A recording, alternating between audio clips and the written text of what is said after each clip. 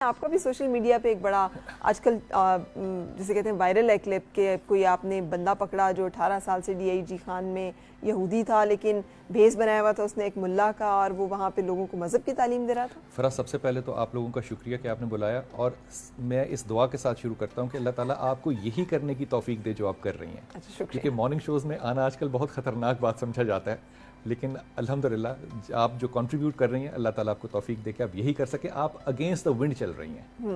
اللہ کا بڑا شکر ہے کہ لوگ آپ کو دیکھتے ہیں اور میرے گھر میں خاص طور پہ اپریشیٹ بہت کرتے ہیں۔ بہت شکریہ، تھینک یو سو مچ۔ یہ جو واقعہ تھا، یہ ایک جگہ پہ ایک لیکچر کے اندر ٹاک ہوئی تھی کہ عام طور پہ ہم سمجھتے ہیں کہ ہمارے جو شخص جس نے داڑھی رکھی ہے، ٹوپی پہنی اور ایک خاص قسم کا زلجنا بنا ہوا ہے تو وہ عالم دین ہی ہوگا۔ تو ایک شخص سے میری دبئی میں ملاقات ہوئی، اور جو دبئی میں جہاں پہ ملاقات ہوئی، یہ انویسٹرز ہیں، بلکہ کنسلٹنٹ ایڈوائزر ہے ٹو شیخ محمد۔ ان کی وہاں پہ گلف کیپ کمپنی ہے۔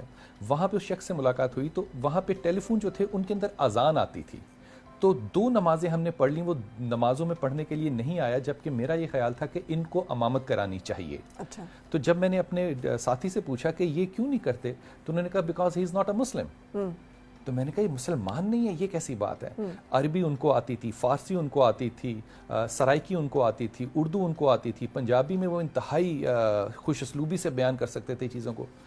جب ان سے گفتگو ہوئی تو انہوں نے کہا کہ میں ڈی جی خان کے اندر 18 سال مسجد کی امامت کا فرائض ادا کر کے اب میں ریٹائرمنٹ کی ایج میں آ گیا ہوں یہاں پہ۔ تو کہا کہ آپ وہاں پہ 18 سال، آپ تو مسلمان نہیں ہیں۔ انہوں نے کہا تھا وہ میری جاب تھی، وہ میری جاب تھی۔ اب اس بات کو میں منسلک جو کر رہا ہوں، وہ ڈاکٹر اسرار احمد صاحب جو ہیں، ان کے گھٹنے جو تھے یہ ریپلیس ہوئے تھے، انہوں نے انگلینڈ سے کرائے۔ ان کے پاس جب جانے کا اتفاق ہوا تو ان کا بڑا ذوق تھا، بلکہ شوق تھا ڈاکٹر صاحب کو کہ میں انگلینڈ میں، کیونکہ میں موو نہیں کر سکتا تو میں یہیں پہ روزے رکھوں۔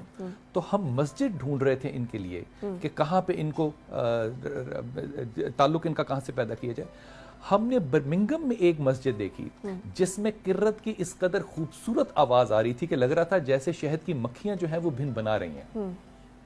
اور ڈاکٹر صاحب نے بھی ہم نے دکھایا جب، تو انہوں نے کہا میں بالکل یہاں پہ نا ایسوسیٹ ہونا بہت اچھا لگے گا مجھے، یہ بہت اچھی کرت کرے، اور عراقی سٹائل کرت جو کہ بہت کم سنی جاتی ہے۔ جب پتہ کیا تو برمنگم میں پتہ چلا کہ یہ مسجد نہیں ہے، یہ انسٹیٹیوشن ہے غیر مسلمانوں کا جہاں پہ اسلام سکھایا جاتا ہے۔